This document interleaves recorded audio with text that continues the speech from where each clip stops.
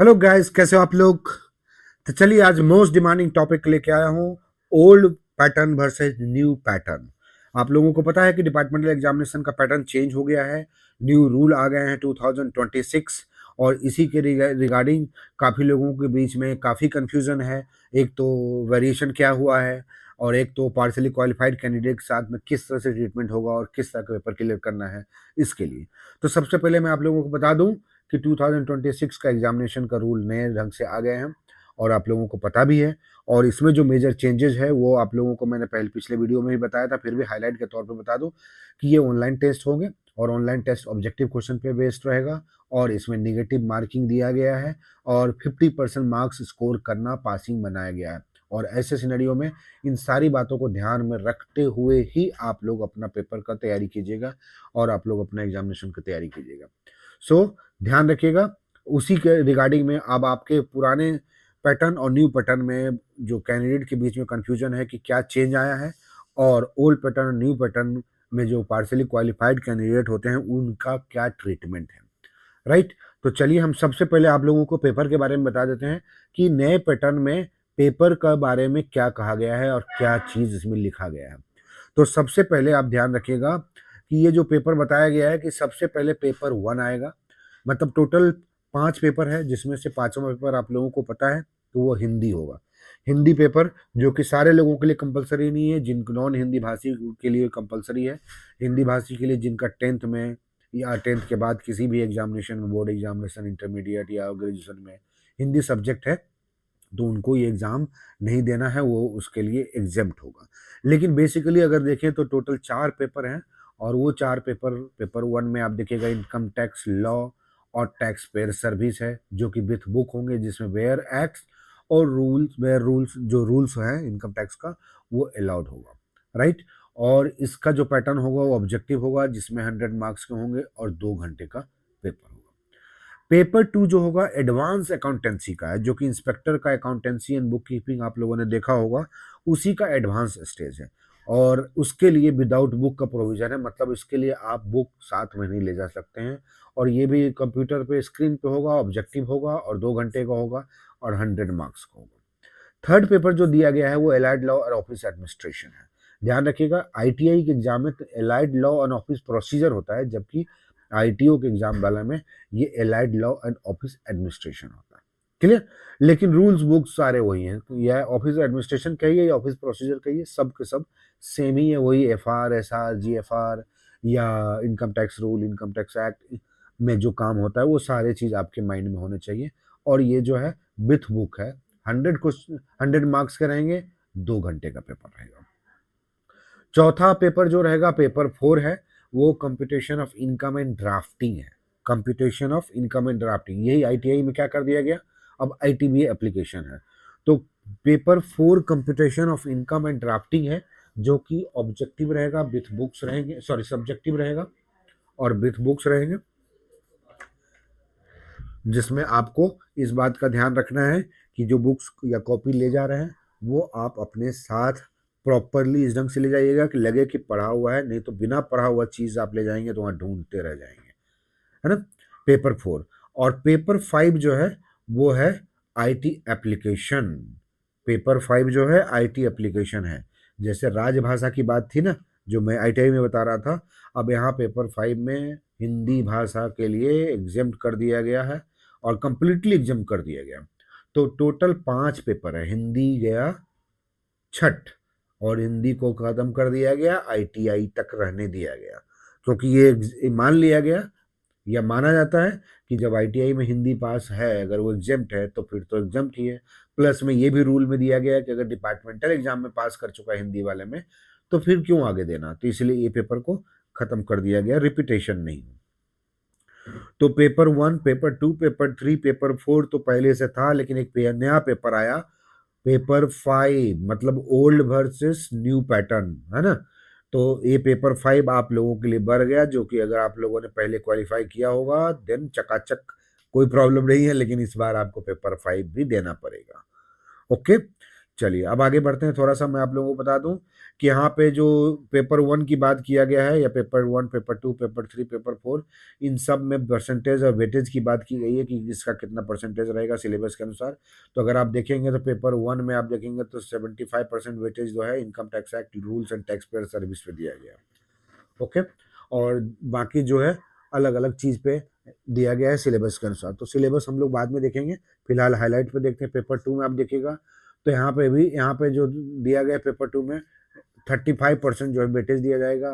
Shell be given to MCQ based on practical application requiring analytical reasoning computational understanding to arrive at correct answer. अब ये देखिए paper 2 advance accountancy है, तो मतलब क्या हुआ कि वहाँ पे जर्नल एंट्री से रिलेटेड कुछ दिया रहेगा, उसको एनालिटिकल एस्पेक्ट से बिल ऑफ एक्सचेंज के रिगार्डिंग रहेगा, उसे आप देखना पड़ेगा। बैंकिंग रिकॉन्सिलेशन रहेगा, उसके अनुसार आपको एनालाइज करके प्लस माइनस करना पड़ेगा। ओके, पेपर 3 जो कि एलाइड लॉ से रिलेटेड होता है, तो इसमें जो दिया गया है उसमें भी बोला गया है कि 50% वेटेज दिया जाएगा एलाइड लॉ पे और 50% वेटेज दिया जाएगा ऑफिस प्रोसीजर। यही इंस्पेक्टर वाला एग्जाम में दिखेगा, तो ये वाला जो है 60% कर दिया गया है एलाइड लॉ पे और 40% ऑफिस प्रोसीजर में। यही अंतर है ITI और ITO एग्जामिनेशन में। फिर पेपर 4 की बात करते हैं, तो ये जो है पेपर 4 जो है मार्क्स सब्जेक्टिव पेपर रहेंगे। सब्जेक्टिव पेपर में क्या पूछा जाएगा, तो 50% वेटेज इनकम टैक्स कंप्यूटेशन का और 50% जो है ड्राफ्टिंग स्किल पे। राइट, तो यहाँ पे देखिएगा computation of income and drafting, जो कि पहले 4th पेपर में क्या होता था, income tax computation and accounting accounting calculation. तो वो चीज़ खत्म करके अब कर दिया गया कि आपको अकाउंट से रिलेटेड कैलकुलेशन नहीं करना है, लेकिन ये सारे जो है सब्जेक्टिव रहेंगे, साथ में आपको वेटेज भी पता चल चुका है। ओके, चलिए पेपर 5 जो है ITBA से रिलेटेड, ये भी मल्टीपल चॉइस मतलब ऑब्जेक्टिव बेस रहेगा, और ये ITBA insight portal CPC 2 point और या ऑडिट पोर्टल जो भी आया है उन सब से रिलेटेड क्वेश्चन पूछ जाएंगे। Last but not least 1/4 shall be the negative marking, और यही सबसे अच्छी खासियत बात है। और 50% मार्क्स अगर लाना है तो आपको वर्कआउट करना ही पड़ेगा। अभी इसमें खास करके कुछ और खास नहीं दिया गया है।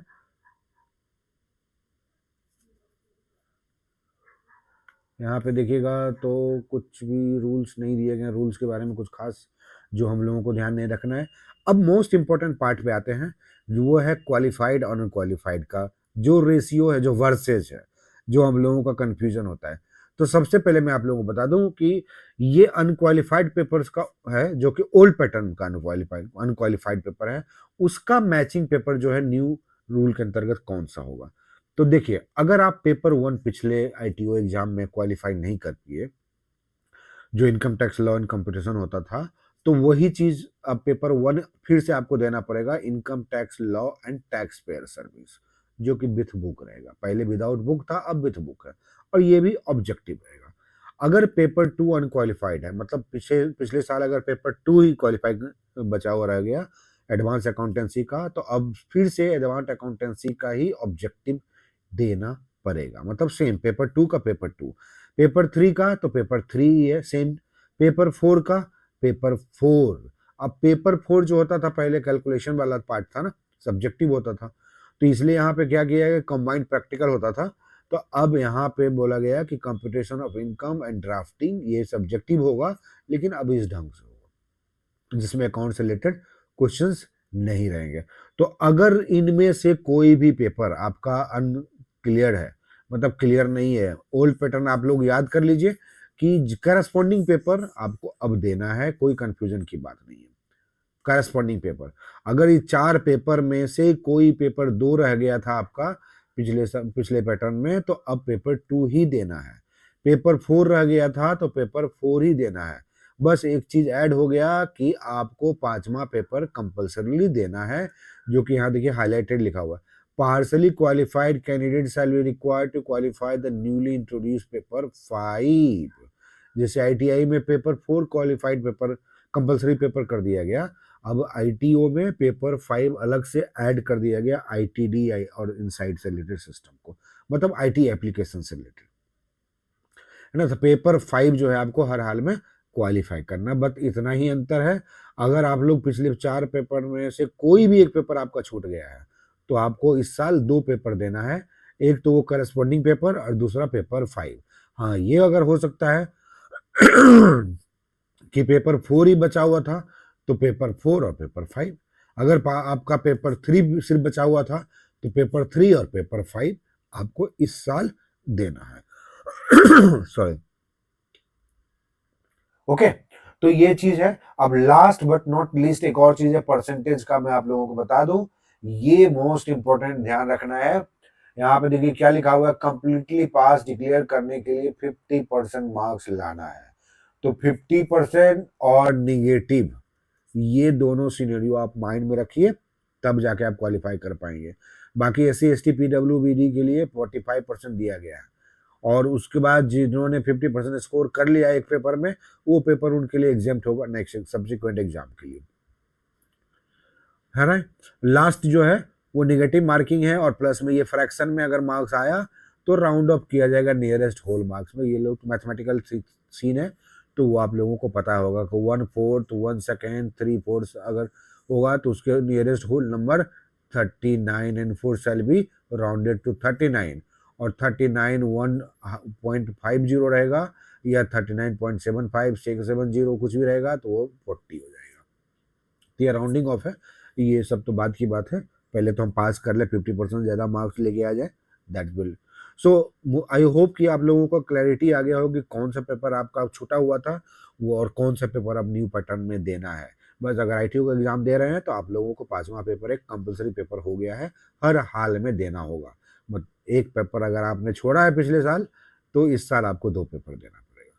So that's all for today, and I will request you all कि अगर आप लोग इसे अपना चैनल समझिए और इस चैनल को सब्सक्राइब कीजिए, दोस्तों तक पहुंचाइए, शेयर कीजिए, और अपना कोई क्वेरी रेज कर सकते हैं, and I will be always ready to solve your problem with regard to your departmental exam preparation. Thank you.